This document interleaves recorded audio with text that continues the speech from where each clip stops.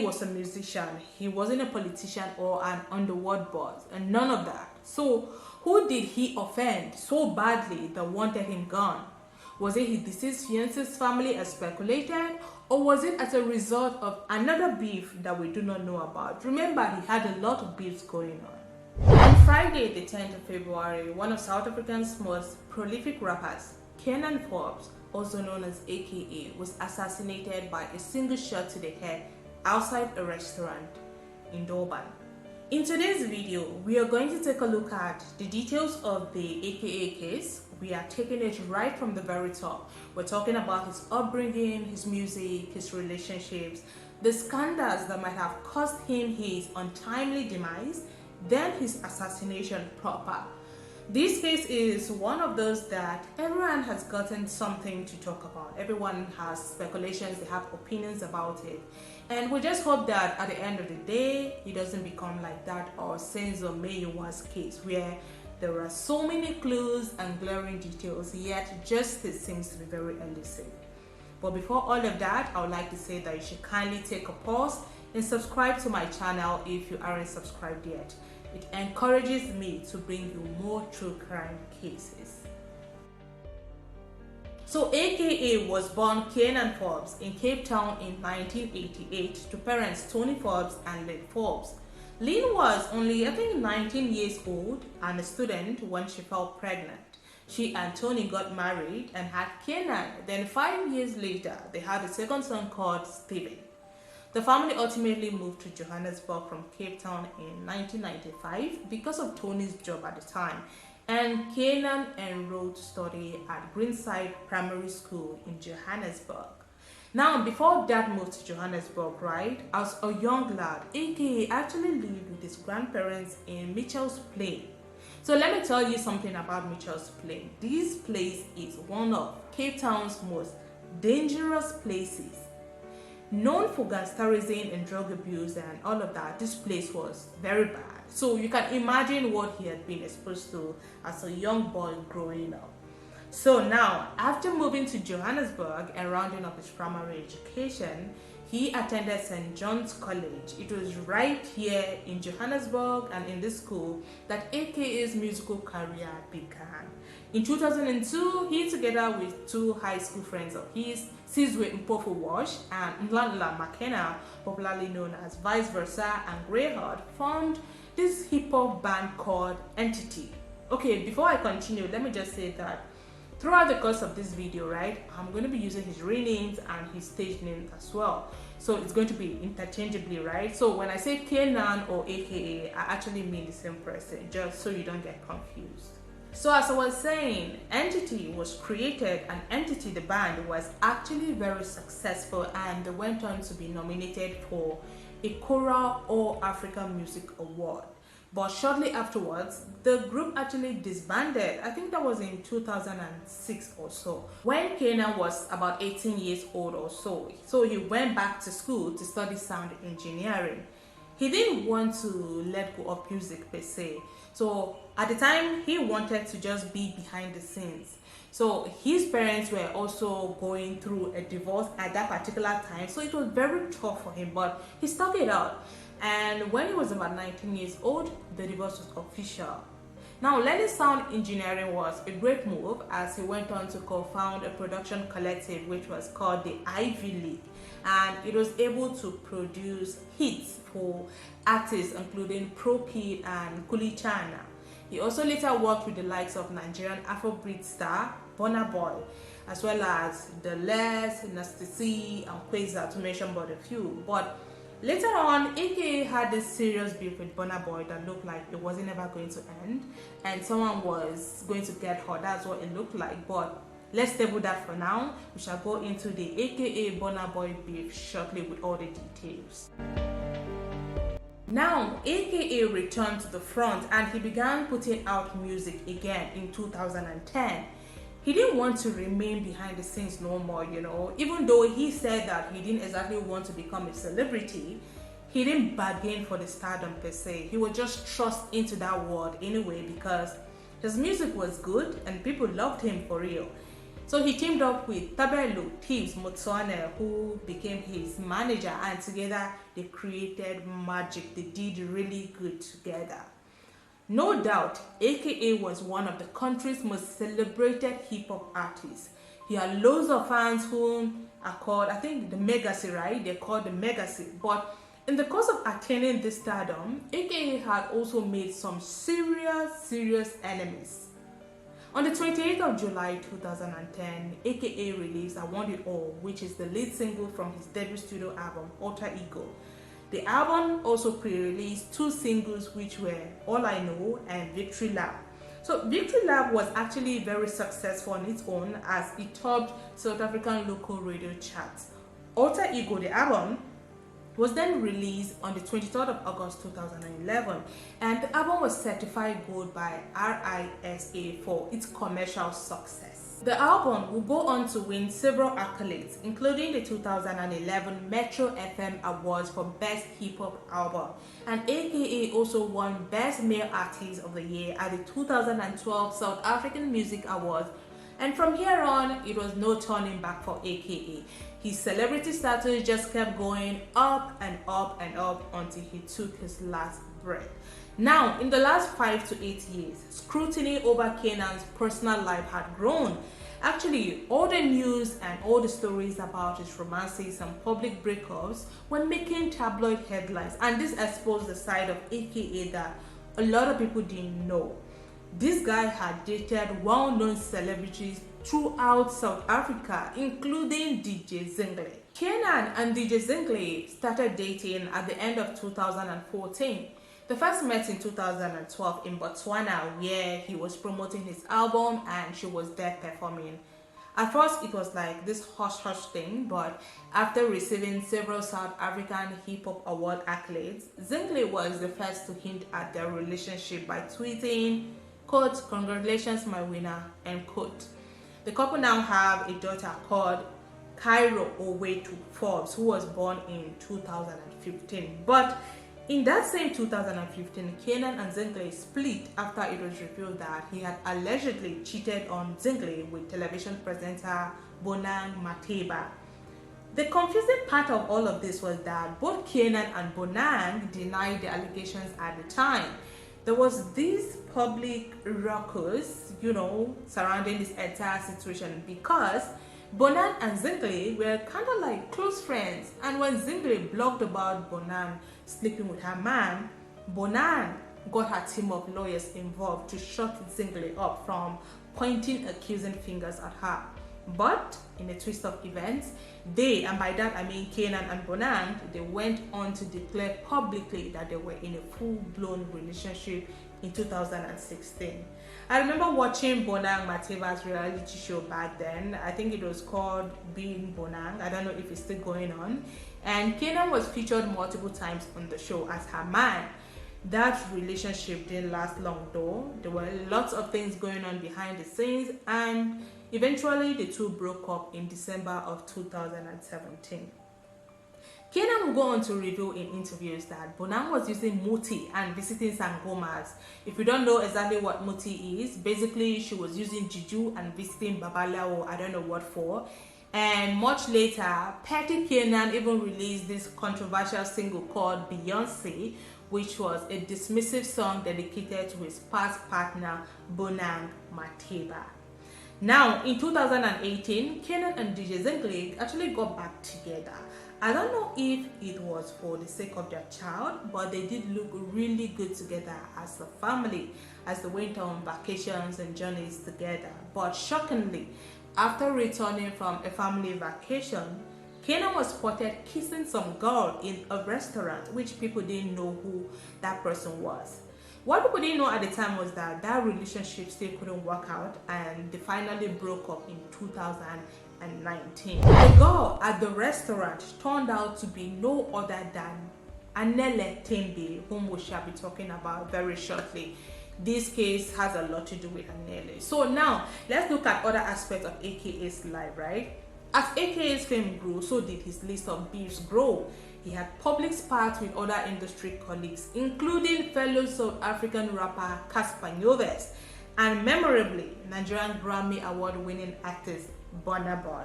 So now let's get into the nitty-gritty of the beef with Oluwabona and AKA. So in July of 2019, AKA for whatever reasons tweeted in an angry haze after South Africa lost to Nigeria at the 2019 Africa Cup of Nations in Egypt. And the tweets didn't sit well with Nigerians. Even people who were once friends with him, including Burna Boy, felt some type of way. Kiernan and Burna Boy, whose real names are actually Damini Ebunoluwa Ogulu, were close at the time, right? Burna became very close to AKA after he released his first album, Live, under Aristocrat Records in 2013. He became like a major deal as he kept making waves with singles like Don Gogan in 2014. He even became a major obsession in South Africa, and one of the first people to accept him was actually AKA, and for a moment they were inseparable. At a point, Nigerians would even joke that Burna Boy had become South African.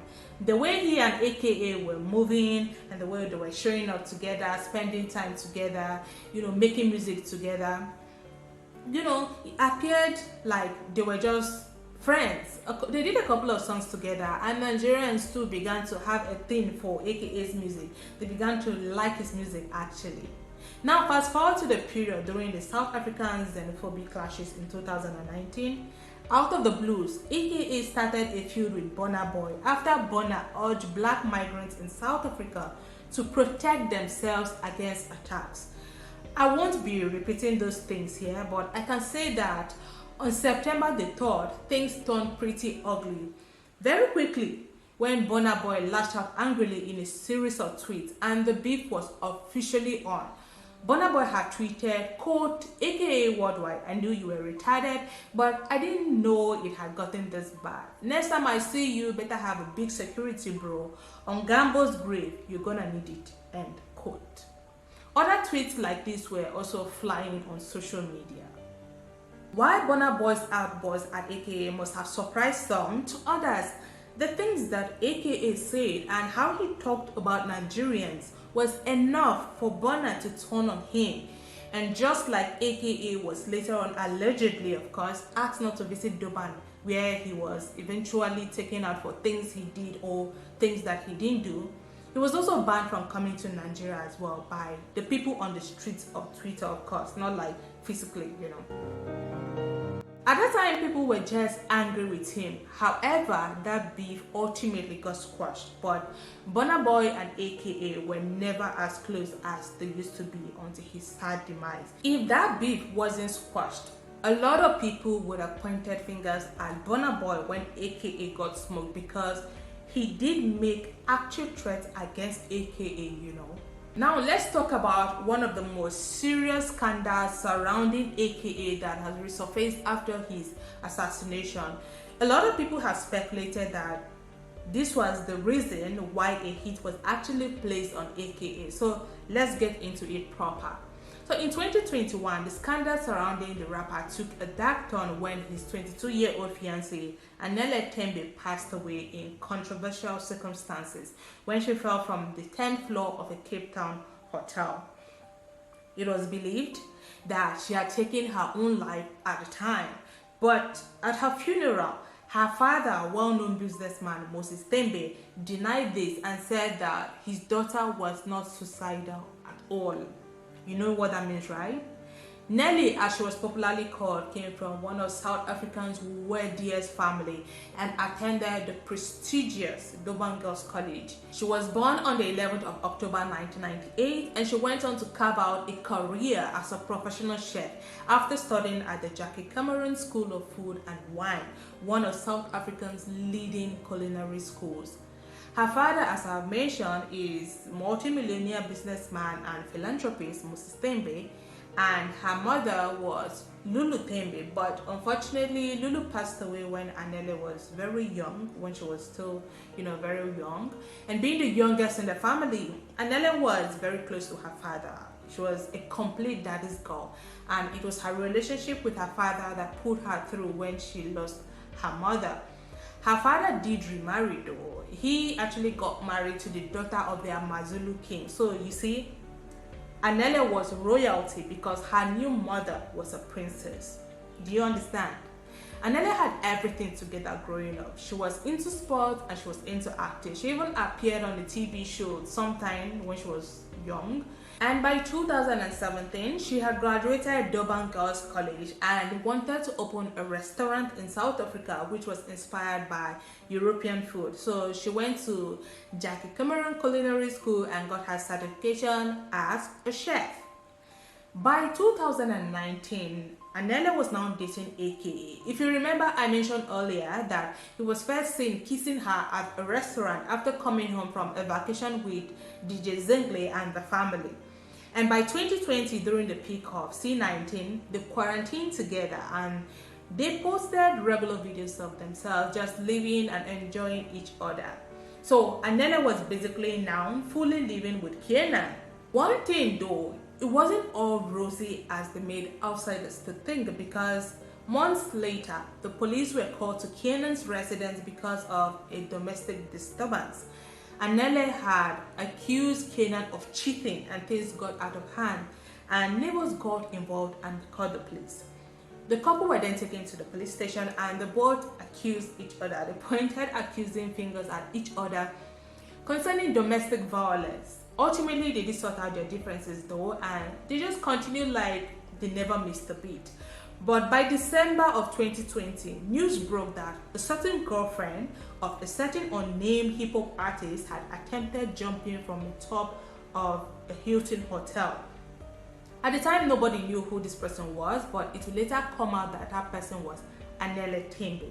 Anele Tembe was taken to the hospital in Durban and she was treated for depression and anxiety. And according to Kiernan, her family knew all about this and they were there for her. Now fast forward to about 2 months after Anele was discharged from the psychiatric hospital, Kiernan proposed to her on the 21st of February 2021. And by March, Kiernan and his family were in Durban to pay lobola for Anele. I think that is the bride price, right? Correct me if I'm wrong though. If you're South African, please let us know if lobola is bride price. Okay, now behind the scenes, things were just not right with the two. The arguments and the constant fights and quarrels in the week following the lobola payment was reaching a very, very dangerous peak. And it was all due to allegations of cheating on the part of Kiernan. Now, after the lobola payment, the couple had to travel to Cape Town. I think Kiernan had this performance at Cape Town, so they were lodged at the Pepper Club Hotel. Now, after checking in at the Pepper Club Hotel, they went shopping and in typical style, they updated their social media pages with pictures that they've taken. They had a couple of meetings, then they returned back to the hotel room so that Kiernan could, get ready for his performance that night at the local club, which actually turned out to be very successful. The performance was good. Now, this part of the story I'm about to tell you is the account that was given by AKA himself. Okay, so according to him, after they got back from the club, which had closed early because of the C19 curfew at the time, he and Anele decided to talk about their differences and iron out whatever pending issues they had, which had been affecting them since the payment of the lobola a week earlier. I don't know whose idea it was, I meant to say, for them to have a heart-to-heart talk after a night of clubbing filled with alcohol and other unknown and unconfirmed substances. But that talk did not go as planned, as it quickly degenerated into a very bad argument that lasted through the night. From about the time they returned from the club, which was around 11 p.m. thereabout, till morning, let's say about 7 a.m. ish. Who argues for that long? That relationship was indeed very toxic. Now, AKA decides to check into another room to give Anele some space. As he went to the reception, to book another room for himself, he realizes that he still has her cell phone with him. I don't know what he was doing with her cell phone. But according to him, he returns to give her back her phone, which he had. And then another round of argument begins. And this time, Anele is threatening to jump out the window. Now, this is not her first time of threatening to jump through the window. So he proceeds to call for security, according to him. He says he then goes into the bathroom so that she could calm down, to give her space by herself if his physical presence was affecting her that much. And by the time he returns back into the room, he couldn't find her. So he returns from the bathroom and didn't see her in the room, right? But he could hear screams coming from the next room. Someone was screaming and looking out of the window, screaming on top of their lungs. And immediately it dawned on him. He knew that Anele had made good her threat. She had actually jumped. He runs to his friend's room and tells them to please run downstairs, as he was in so much shock, he didn't know exactly what to do. So they now go down and they find out that first responders were already at the scene trying to stabilize Anele. Anele struggled to stay alive for about 20 minutes before she passed away, after which AKA then called his father, Tony Forbes, to let him know what had just happened. And Anele's family too were informed by Tony, and they flew in from Durban to identify the body. In the meantime, investigations had begun, and witnesses at the hotel said that they heard a woman screaming and asking to be left alone, followed by a loud thud. Then a man began to shout. So AKA was taken in by the police for questioning, but he was released after making sure that there was no domestic abuse involved in the situation on his part, of course. So now Anele's family were very, very angry with AKA. He had actually told them the truth about their argument, and they felt like if there wasn't any form of argument, that sad incident wouldn't have occurred at all. They also thought that there was more to the story that no one was telling. And during Anele's funeral, which held at Durban's ICC, Kiernan's name was deliberately, purposely omitted from the program, even though traditionally Anele was married to him. Do you see that? At the funeral, he also heard the speech the family gave where they said that they don't believe that Anele had jumped by herself. This means that they thought that the only person in the room with her when the sad incident occurred had a hand in her fall, and that person was Kiernan. Things even got worse when a few weeks after Anele's funeral, videos of her and AKA's toxic and tumultuous relationship began to circulate. These videos leaked on social media showed serious quarrels between the couple, like serious quarrels. Here is one of them.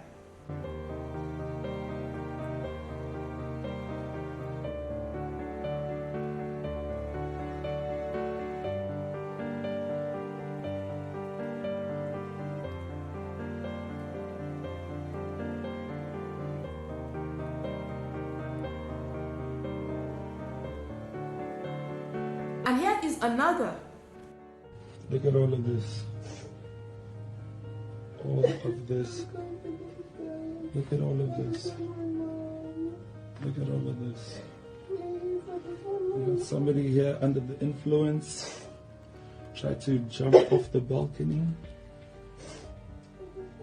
My eardrums are ringing. I think I burst my eardrum.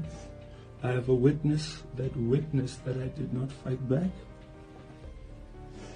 And there is no fighting back from my side. This is how it looks. So when we go to court, this is what I want people to see. Thank you. Now, after seeing these videos, a lot of people who had initially believed that Anele had jumped now began to rethink their stance. The whole thing was just somehow. Before we could even catch our breaths, pictures of AKA breaking down a wooden door to get to Anele after she had locked herself up in a room to get away from him after an argument began to make rounds. And these pictures, I must say, were very horrifying. In those pictures, AKA looked crazed, like he was on something. He was coming for the person filming, who allegedly was Anele herself. Now, after these pictures came up, AKA had to make an interview to at least tell his side of the story in a battle to restore his battered reputation just a few weeks after his fiancée's funeral. Now, AKA denied ever being abusive or violent, but he admitted using illegal substances. You know what that means, right? In a move seen as a vindication for him, South African prosecutors decided not to pursue a case against him in respect of what had happened to Anele. But as an outsider looking in, I find it incredibly difficult to believe that that girl wasn't getting physically beat up by Kiernan. Kiernan looked like a beast in those pictures. How do you tear down an entire door with your bare hands to get to someone? Definitely not to go give that person a hug. He looked like he was going to hurt someone, and only God knows what happened after those pictures were taken. As for Anele's family and the people on the streets in Durban, they were angry at AKA after seeing those videos and all of those pictures, and every communication between him and Anele's family ceased immediately, and AKA was warned not to step foot in Durban again, a warning he didn't take to heart, allegedly. Life returns to normal for AKA, and he returned to performing again after taking a short break in Anele's honor. AKA released a single, Tears Run Dry, as a reminder of their relationship. But 6 months after Anele's demise, Kiernan was in another full-blown relationship with a lady called Nadia Nakai. So just imagine that your child passed away in suspicious circumstances while arguing with her husband or her fiancée, and 6 months later he is flaunting another woman all over social media. Of course, Anele's family were angry and the push for Kiernan to be prosecuted, but the police for some reason didn't have enough to prosecute him, and they told Anele's family that. So the family put together their own team and they investigated and came to the conclusion that Kiernan had murdered Anele. They brought their findings to the police, but the police still said it wasn't enough to prosecute. You can read up on the findings the family made, as I wouldn't be going through that in this video. See what you can deduce from it yourself. Check out if you think that AKA really did this or not. Some of those close to AKA say that Anele's sad demise changed him. He was no longer the same, but he managed to pull himself together and got into this loving relationship with Nadia Nakai. Their relationship was given these Nipsey Hussle, Lauren London vibes. It is said that Nadia pulled him out of the sinking hole. AKA seemed happy for a minute, then boom, he was taken out at point blank range outside this popular restaurant in Durban by a paid hitman. Now let's get into the details of the day that AKA was taken out. So January the 28th comes and it's Kiernan's 35th birthday, and he celebrated with his loved ones, and he also put together a birthday tour, and one of his stops was supposed to be at a Durban nightclub called Hugo on February the 10th. So he flies in with his entourage, his crew, and after settling down at the hotel, he stops by the gym and posts his location on social media. So now everyone knows he's in Durban, right? Then his next stop was at a barber shop on Florida Street, and he still posts his location, after which he goes next door to Wish, the restaurant, to have a meal with his friends and his entourage. All the while, he had been posting his location. They were all having fun and getting ready for the night's performance at Hugo, only if they knew what was coming up next. Now, outside the restaurant, the group was done and they were leaving for Hugo, and AKA met with Tebelo, his former manager, and his friend outside. He had been in a nearby restaurant, that was what people said, and he was coming to say hello to AKA because he heard that AKA was around. CCTV camera shows them hugging and shaking hands for a while. Then we see this guy moving slowly towards AKA from across the road, and standing behind the pole near AKA's parked car is another guy dressed in black. Those were the guys who would in the next seconds take out AKA and thieves. So the man wearing the white sweater and the hat that had been coming from across the road was now crossing the road and walking towards AKA. And as AKA turns his back, in the swift move, this man fires at the rapper's head, taking him out instantly. The other guy standing by the car also releases his weapon at the same time, simultaneously, and AKA's longtime friend Tebelo Motuane also took a bullet when the second assassin fired at him. AKA passed on instantly, but Thieves was still alive. He runs into the hallway, but unfortunately he passed away shortly due to cardiac arrest. Now, what a lot of people didn't understand was this weird actions by AKA's friend called Don Design. He was seen outside the spot before AKA came out, just fake yawning aggressively and talking to certain people whom online sleuths now says were the assassins. Look, I don't understand this. I don't know what they saw that I didn't see, but let's see it as mere speculations for now, and we aren't going to give more life to it because we don't have proof, we don't have the facts. But this is what happens. After he yawns and do all of that, he moves towards the group, which we can now see on CCTV. Then suddenly the attacker comes running and takes the shot while Kiernan had his back turned. Everyone immediately scampered to safety, but Don Design covers his ears instead. Now, many people's take on this is, if he didn't know that was going to happen, he would have been as scared as the others. The first reaction of covering your ears when shots ring out in close proximity to you means that you were actually expecting it. So what exactly does he know that we do not know? Listen, all these social media investigators are no experts, right? But as a layman looking at the footages and seeing the reactions from bystanders, that behavior kind of like stood out for them. And for many people, I guess, we are not accusing anyone about anything over here. I am not trying to say Don Design did anything. I'm only trying to tell you what was going on. To make matters worse, Don Design was laughing during Kiernan's funeral service, and his fans made us say we're not exactly happy about this. Well, let's leave it at that because we could just go on and on about Don Design without proper evidence, which is not right. We're not going to be speculating here. Now, AKA was a musician. He wasn't a politician or an underworld boss, and none of that. So, who did he offend so badly that wanted him gone? Was it his deceased fiance's family as speculated, or was it as a result of another beef that we do not know about? Remember, he had a lot of beefs going on. But it was said that AKA had been warned about coming to Durban after the Anele Tembe incident.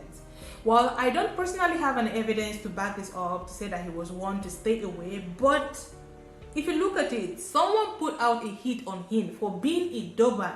So go figure. Durban was Anele's hometown, and her family are well respected on that turf.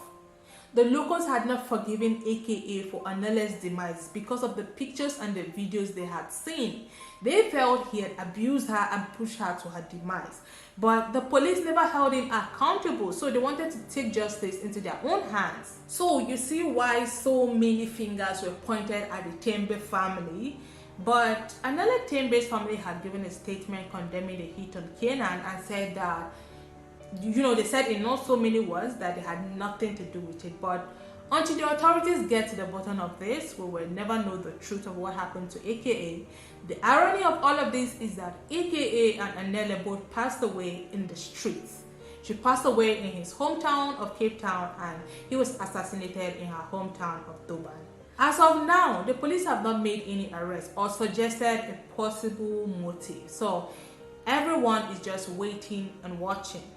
Now, following AKA's passing on Twitter, Anele Tembe's name became a trendy topic again, and many users were convinced that the young woman was finally resting peacefully. Some superstitious social media users are convinced that AKA's late fiancée Anele Tembe had finally found peace following their roller coaster, toxic and tumultuous romance. Would you consider them right or wrong? I don't know. Let me know what you think about this in the comments. Let me know what your opinion is. Now, 12 years ago, in that opening track of his solo debut album, AKA asked this question. He said, quote, "What would happen to just a normal dude who had extraordinary talent?" End quote. And 2 decades later, that question has a very tragic answer. See what happened to a normal dude with extraordinary talent. It's sad that there are people who actually celebrated AKA's passing. Like a tweet I saw, we said he kicked the door and also kicked the bucket, and the person was happy about it. I get it, he may or may not have abused a woman, but still, no one deserves to be taken out in such a manner, no matter what he was. No matter what he did, he was someone's father, someone's son, a brother, a lover, a benefactor. Let's learn to be kinder in all our utterances, irrespective of our personal views and our personal opinions about the person. Kiernan Forbes, popularly called AKA, had been laid to rest in a private ceremony. The burial was held at the West Park Cemetery in Johannesburg, South Africa, where he now lays with other prominent South Africans. His demise is really painful, and it's really shocking. And it's a reminder that no one is ever safe, no matter who you are or who you think you are. Just live right and stay safe at all times. So that's it for AKA's case, guys. We should see how the investigations into this case unfolds. If there's any major development or any major change, I will sure bring it to you. But until then, make sure you are subscribed to my channel and give this video a thumbs up. I would really appreciate it. I will see you in the next video.